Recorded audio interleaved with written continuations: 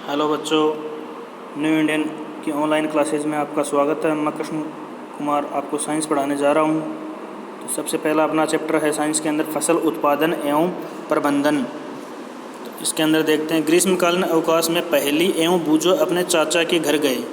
उनके चाचा एक किसान हैं। एक दिन उन्होंने खेत में कुछ औजार देखे, जैसे कि खुरपी, दराती, बेलचा इत्यादि।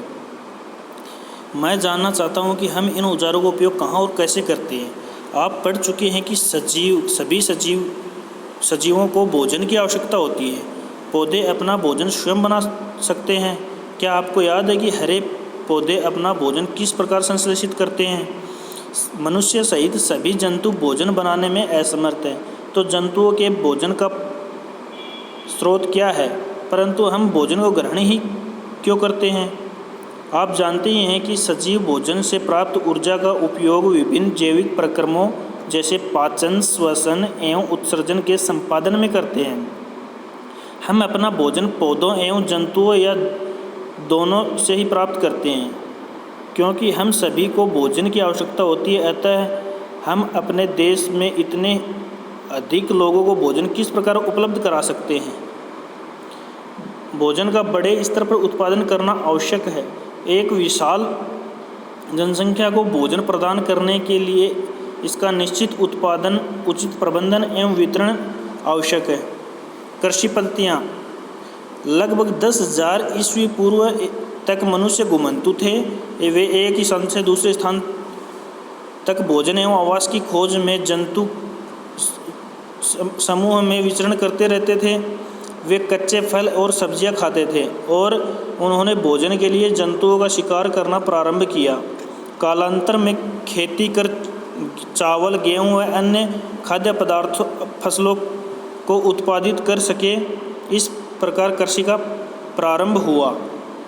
अब देखिए, इसके अंदर अपने पास फसल की परिभाषा है कि जब एक ही किस्म के पौधे किसी बड़े स्थान पर बड़े पैमाने पर उगाए जाते हैं तो इसे क्या कहते हैं? फसल कहते हैं। यानी कि एक ही किस्म के पौधे, जैसे गेहूं के पौधे हैं, उनको सभी को एक बड़े स्थान पर उचित पैमाने में उगाया जाता है तो उसको क्या बोलते हैं? फसल बोलते हैं। और वो किसकी फसल हो जाएगी? गेहूं की फसल। उसके लिए उदाहरण है अपने पास गेहूं की फसल का अर्थ है कि खेत में उगाए जाने वाले सभी पौधे किसके हैं? गेहूं के हैं। ऐसे ही अपने चने की फसल है, सरसों की फसल है, गुआर की फसल है। ये सब क्या हैं? फसलें हैं, फसलों के प्रकार। आप जानते ही हैं कि फसलें विभिन्न प्रकार की होती हैं, जैसे कि अन्न, सब्जियां एवं फल। जिस मौसम में यह उगाए जाते हैं उसके आधार पर हम फसलों का वर्गीकरण कर सकते हैं। भारत एक विशाल देश है। यहाँ ताप, आर्द्रता और वर्षा जैसी जलवायु परिस्थितियाँ एक क्षेत्र से दूसरे क्षेत्र में भिन्न है। अतः देश के विभिन्न भागों में विभिन्न प्रकार की फसलें उगाई जाती है। इस विविधता के बावजूद मोटे तौर पर फसलों को दो वर्गों में बांटा जा सकता है। वे निम्न प्रकार हैं। पहले अपने पास खरीफ की फसल। वह फसल जिन्हें वर्षा ऋतु में बोया जाता है खरीफ की फसल कहलाती है। भारत में वर्षा ऋतु सामान्यतः जून से सितंबर तक होती है। तो जून से सितंबर तक जो फसलें बोई जाती है और काटी जाती है उनको क्या बोलते हैं? खरीफ की फसल बोलते हैं। उसके उदाहरण हैं धान, मक्का, सोयाबीन, मूंगफली, कपास, बाजरा इत्यादि। गंवार भी आता है इसके अंदर। जो अभी बारिश के मौसम में जो फसलें बोई जाती है उन्हीं को क्या बोलते हैं? खरीफ की फसल कहते हैं। अब दूसरी है रबी की फसलें। शीत ऋतु कब से कब तक रहती है? अक्टूबर से मार्च तक के बीच में उगाई जाने वाली सभी फसलें क्या है? रबी की फसलें हैं। जैसे गेहूँ, चना, मटर, सरसों, अलसी रबी की फसलों के उदाहरण हैं। इसके अलावा कई स्थानों पर दालें और सब्जियां ग्रीष्म ऋतु में उगाई जाती हैं। यानी गर्मियों में कौन कौन सी दालें और सब्जियां उगाई जाती है। और वैसे एक और फसल होती है जिसको जायद की फसल बोलते हैं, जिसमें सभी प्रकार की सब्जियां उगाई जाती हैं। आधारित फसल पद्धतियाँ। धान को शीत ऋतु में क्यों नहीं उगाया जा सकता? धान को बहुत अधिक पानी की आवश्यकता होती है, अतः इसे केवल वर्षा ऋतु में ही उगाते हैं। फसल उगाने के लिए किसान को अनेक क्रियाकलाप सामयिक अवधि में करने पड़ते हैं। आप देखेंगे कि यह क्रियाकलाप उस प्रकार के हैं जिनका उपयोग माली एवं आप सजावटी पौधे उगाने के लिए करते हैं। ये क्रियाकलाप अथवा कार्य कृषि पद्धतियाँ जो आगे दिए गए हैं। तो ये अपने पास सबसे पहले हम क्या करते हैं, मिट्टी तैयार करते हैं। उसके बाद दूसरा क्या है चरण अपना, बुआई करते हैं। तीसरा उसके बाद खाद और उर्वरक देते हैं। चौथा सिंचाई करते हैं। फिर खरपतवार अनावश्यक पौधे होते हैं उनसे सुरक्षा करते हैं फसल की। फिर फसल की कटाई कर लेते हैं और कटाई के बाद जो अपने को अनाज प्राप्त होता है उसका क्या कर लेते हैं, भंडारण कर लेते हैं। तो ये क्या है, चरण है ये फसल तैयार करने के चरण। तो सबसे पहले क्या करते हैं, मिट्टी तैयार करते हैं। तो उसका पहला चरण है मिट्टी तैयार करना। तो इसके अंदर अब फसल उगाने से पहले मिट्टी तैयार करना प्रथम चरण है। मिट्टी को पलटना तथा इसे पोला बनाना कृषि का अत्यंत महत्वपूर्ण कार्य है। इससे जड़ें भूमि में गहराई तक जा सकती हैं। पोली मिट्टी में गहराई में धसी जड़ें भी सरलता से शोषण कर सकती है। पोली मिट्टी किस प्रकार पौधों की जड़ों को सरलता से शोषण करने में सहायक है। पोली मिट्टी मिट्टी में रहने वाले केंचुओं एवं सूक्ष्म जीवों की वृद्धि करने में सहायता करती है। यह जीव किसानों के मित्र हैं क्योंकि यह मिट्टी को पलटकर पोला करते हैं तथा ह्यूमस बनाते हैं। परंतु मिट्टी को पलटना और पोला करना क्यों आवश्यक है? आप पिछली कक्षा में पढ़ चुके हैं कि मिट्टी में खनिज, जल, वायु एवं कुछ सजीव होते हैं। इसके अतिरिक्त मृत पौधे एवं जंतु भी मिट्टी में पाए जाने वाले सजीवों द्वारा अपघटित होते हैं। इस प्रक्रम में मृत जीवों में पाए जाने वाले पोषक मिट्टी में निर्युक्त होते हैं। यह पोषक पौधों द्वारा अवशोषित किए जाते हैं। क्योंकि ऊपरी परत की कुछ सेंटीमीटर की मिट्टी ही पौधे की वृद्धि में सहायक है। इसे उलटने और पलटने और पोला करने से पोषक पदार्थ ऊपर आ जाते हैं और पौधे इन पोषक पदार्थों का उपयोग कर सकते हैं। अतः मिट्टी को उलटना, पलटना एवं पोला करना फसल उगाने के लिए अत्यंत महत्वपूर्ण है। इसके बाद देखिए, मिट्टी को उलटने, पलटने एवं पोला करने की प्रक्रिया क्या कहलाती है? जुताई। तो जुताई किसे कहते हैं? मिट्टी को पलटने, उलटने एवं पोला करने की प्रक्रिया क्या है? जुताई कहलाती है।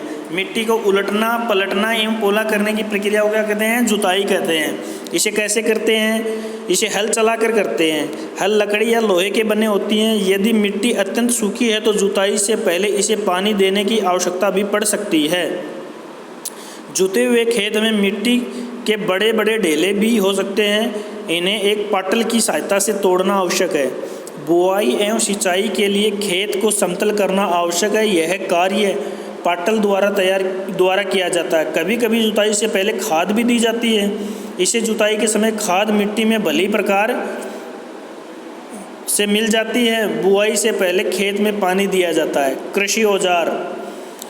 अच्छी उपज के लिए बुआई से पहले मिट्टी को भुरभुरा करना आवश्यक है। यह कार्य अनेक औजारों से किया जाता है। हल, कुदाली, कल्टीवेटर इस कार्य में के उपयोग के लिए प्रमुख औजार है। हल क्या होता है? प्राचीन काल से ही हल का उपयोग जुताई, खाद, उर्वरक मिलाने, खरपतवार निकालने एवं मिट्टी खुरचने के लिए किया जाता रहा है। यह औजार लकड़ी का बना होता है जिसे बैल की जोड़ी अथवा अन्य पशुओं, ऊंट, घोड़े की सहायता से खींचा जाता है। इसमें लोहे की मजबूत तिकोनी पत्ती होती है जिसे फाल कहते हैं। हल का मुख्य भाग लंबी लकड़ी का बना होता है जिसे हल शेफ्ट कहते हैं। इसके एक सिरे पर हैंडल होता है। दूसरा सिरा जोत के डंडे से जुड़ा होता है जिसे बैलों की गर्दन के ऊपर रखा जाता है। एक जोड़ी बैल या एक आदमी इसे सरलता से चला सकता है। चित्र दे रहा है अपने को 1.1 ए में। देखो ये है अपने पास 2 बैल दे रखे, इसके बीच में हल है और एक आदमी पीछे है। तो ये बीच में लगी है तो हल शेफ्ट है और ये जोत है, डंडा टेढ़ा है और फोल है वो नीचे जो दस्ती है वो। आजकल लोहे के हल तेजी से देसी लकड़ी के हल की जगह ले रहे हैं। अब कुदाली, यह एक सरल औजार है जिसका उपयोग खरपतवार निकालने एवं मिट्टी को पोला करने के लिए किया जाता है। इसमें लकड़ी अथवा लोहे की छड़ होती है जिसके एक सिरे पर लोहे की चौड़ी एवं मुड़ी प्लेट लगी होती है जो ब्लेड की तरह कार्य करती है। इसका दूसरा सिरा पशुओं द्वारा खींचा जाता है। जैसे अपने को ये चित्र दिया, ऊपर इसमें मूड़ी प्लेट है, ये पकड़ है, एक हैंडल है, जोत है और छड़ है। इसके बाद है कल्टीवेटर। आजकल जुताई ट्रैक्टर द्वारा संचालित कल्टीवेटर से की जाती है। कल्टीवेटर के उपयोग से श्रम एवं समय दोनों की बचत होती है। इसके बाद अब बुआई। बुआई फसल उत्पादन का महत्वपूर्ण चरण है। बोने से पहले अच्छी गुणवत्ता वाले साफ एवं स्वस्थ बीजों का चयन किया जाता है। किसान अधिक उपज देने वाले बीजों को प्राथमिकता देता है। बीजों का चयन। एक दिन मैंने अपनी माँ को देखा कि माँ चने के कुछ बीज एक बर्तन में रखकर उसमें पानी डाल रही है। कुछ मिनट पश्चात कुछ बीज पानी के ऊपर तैरने लगे। मुझे आश्चर्य हुआ कि कुछ बीज पानी के ऊपर क्यों तैरने लगे।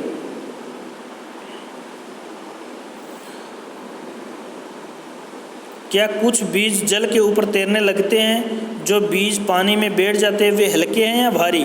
क्षतिग्रस्त बीज खोखले हो जाते हैं और इस कारण हल्के होते हैं। यह जल पर तैरते हैं। अच्छे एवं स्वस्थ बीजों को क्षतिग्रस्त बीजों से अलग करने की एक अच्छी विधि है। अच्छे बीज होंगे वो तो नीचे जाके जम जाएंगे पेंदे में, और जो भी हल्के होंगे वो खराब होंगे, वो ऊपर आ जाएंगे। बुआई से पहले बीज बोने के औजारों के बारे में जानना आवश्यक है। तो औजार क्या है? परंपरागत औजार। परंपरागत औजार से बीजों की बुआई में इस्तेमाल किए जाने वाला औजार कीप के आकार का होता है। बीजों को कीप के अंदर डालने पर यह 2 या 3 नुकीले सिरे वाले पाइप से गुजरते हैं। ये सिरे मिट्टी को बेधकर बीज को स्थापित कर देते हैं। जैसे ये राहल के अंदर बीज बोने का पारंपरिक तरीका। इसके बाद है ड्रिल, सीड ड्रिल। आजकल बुआई के लिए ट्रैक्टर द्वारा संचालित सीड ड्रिल का उपयोग होता है। इसके द्वारा बीजों में समान दूरी एवं गहराई बनी रहती है। यह सुनिश्चित करता है कि बुआई के बाद बीज मिट्टी तक द्वारा ढके जाएं। इससे बीजों को पक्षियों द्वारा खाए जाने से रोका जा सकता है। सीड ड्रिल द्वारा बुआई करने से समय और श्रम दोनों की बचत होती है। मेरे विद्यालय के समीप एक पौधशाला यानी कि नर्सरी है। मैंने देखा कि पौधे छोटे छोटे थैलों में रखे हैं। वे इस प्रकार क्यों रखे गए? धान जैसे कुछ पौधों के बीजों को पहले पौधशाला में उगाया जाता है। पौध तैयार हो जाने पर उन्हें हाथों द्वारा खेत में रोपित कर देते हैं। कुछ वनीय पौधे एवं पुष्पीय पौधे भी पौधशाला में उगाए जाते हैं। पौधों को अत्यधिक घने होने से रोकने के लिए बीजों के बीच उचित दूरी होना अत्यंत महत्वपूर्ण है। इससे पौधों को सूर्य का प्रकाश, पोषक एवं जल पर्याप्त मात्रा में प्राप्त होता है। अधिक घनेपन को रोकने के लिए कुछ पौधों को निकाल कर हटा दिया जाता है। खाद एवं उर्वरक मिलाना।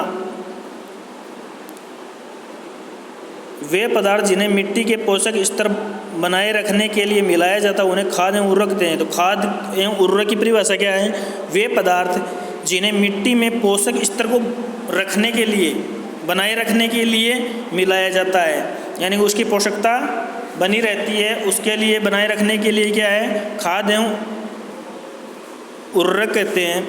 मैंने एक खेत में उगने वाली फसल पौधों को देखा, जबकि खेत के में पौधे कमज़ोर थे। कुछ पौधे अन्य पौधों की तुलना में ज़्यादा अच्छी तरह से क्यों उगते हैं? मिट्टी फसल को खनिज पदार्थ प्रदान करती है।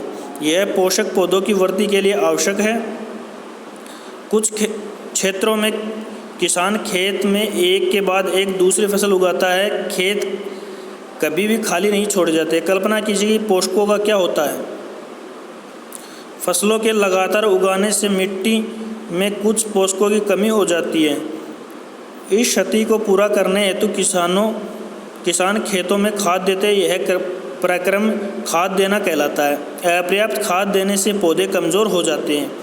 खाद एक कार्बनिक जैविक पदार्थ है जो कि पौधों एवं जंतु अपशिष्ट में प्राप्त होती है। किसान पादप एवं जंतु अपशिष्टों को एक गड्ढे में डालते हैं तथा इसका अपघटन होने के लिए खुले में छोड़ देते हैं। अपघटन कुछ सूक्ष्म जीवों द्वारा होता है। अपघटित पदार्थ खाद के रूप में उपयोग किया जाता है। आप कक्षा 6 में वर्मी कंपोस्टिंग एवं केंचुए द्वारा खाद तैयार करने के विषय में पढ़ चुके हैं।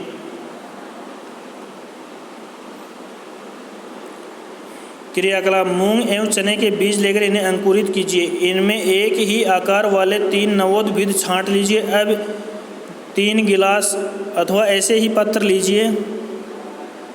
इन पर ABC निशान लगाइए। गिलास ए में थोड़ी सी मिट्टी लेकर उसमें थोड़ी सी गोबर खाद मिलाइए।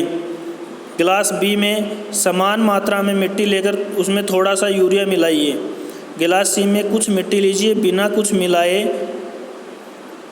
अब इनमें पानी की मात्रा समान मात्रा डालकर सुरक्षित स्थान पर रख दीजिए। प्रतिदिन पानी देते रहिए। 7 से 10 दिनों बाद उनकी वृद्धि को नोट कीजिए। ये क्रियाकलाप करना है, घर से करके देख लेना। क्या तीनों गिलासों में पौधों में वृद्धि की गति एक समान है? किस गिलास में पौधे की वृद्धि बेहतर है? किस गिलास के पौधे में वृद्धि सबसे अधिक है? उर्वरक रासायनिक पदार्थ है जो विशेष पोषकों से समृद्ध होते हैं। वे खाद से कैसे भिन्न है? उर्वरक का उत्पादन फैक्ट्रियों में किया जाता है। उर्वरक के कुछ उदाहरण हैं urea, ammonium sulphate, super phosphate, potash, NPK यानी नाइट्रोजन, फॉस्फोरस, पोटेशियम। इनके उपयोग से किसानों को गेहूं, धान, मक्का जैसी फसलों की अच्छी उपज प्राप्त करने में सहायता मिली है। परंतु उर्वरकों के अत्यधिक उपयोग से मिट्टी की उर्वरकता में कमी आई है। यह जल प्रदूषण का भी स्रोत बन गए हैं। अतः मिट्टी की उर्वरकता बनाए रखने के लिए हमें उर्वरकों के स्थान पर जैविक खाद का उपयोग करना चाहिए अथवा 2 फसलों के बीच में खेत को कुछ समय के लिए बिना कुछ उगाए छोड़ देना चाहिए। खाद के उपयोग से मिट्टी के गठन एवं जल अवशोषण क्षमता में वृद्धि होती है। इससे मिट्टी के सभी पोषकों की प्रतिपूर्ति हो जाती है। मिट्टी में पोषकों की प्रतिपूर्ति का अन्य तरीका है फसल चक्रण। यह एक फसल के बाद खेत में दूसरी किस्म की फसल एकांतर क्रम में उगाकर किया जा सकता है। पहले उत्तर भारत में किसान फलीदार चारा एक ऋतु में उगाते थे और गेहूं दूसरी ऋतु में। इससे मिट्टी में नाइट्रोजन का पुनर्पूरण होता रहता था।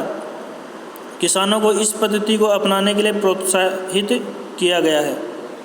पिछली कक्षाओं में आप राइजोबियम बैक्टीरिया के विषय में पढ़ चुके हैं। यह फलीदार लेग्यूमिनस पौधे की जड़ों की ग्रंथियों में पाए जाते हैं और वायुमंडलीय नाइट्रोजन का स्थिरीकरण करते हैं।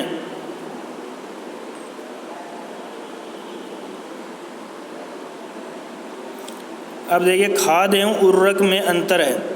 तो उर्वरक एक मानव निर्मित लवण है, यानी कि इसको मानव द्वारा निर्मित किया गया है। खाद क्या है? खाद एक प्राकृतिक पदार्थ है जो गोबर एवं पौधों के अवशेष के विघटन से प्राप्त होता है। उर्वरक का उत्पादन फैक्ट्रियों में होता है।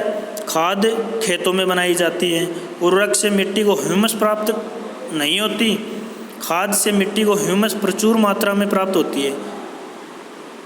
उर्वरक से पादप पोषक जैसे कि नाइट्रोजन, फॉस्फोरस, पोटेशियम प्रचुरता में होते हैं।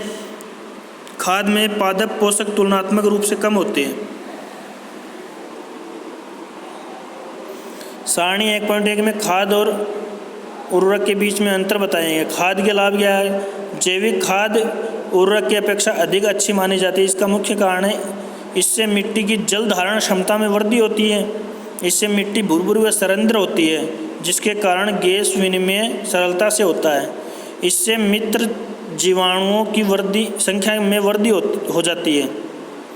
इस जैविक खाद से मिट्टी का गठन सुधर जाता है। इसके आगे का पढ़ेंगे कल। धन्यवाद।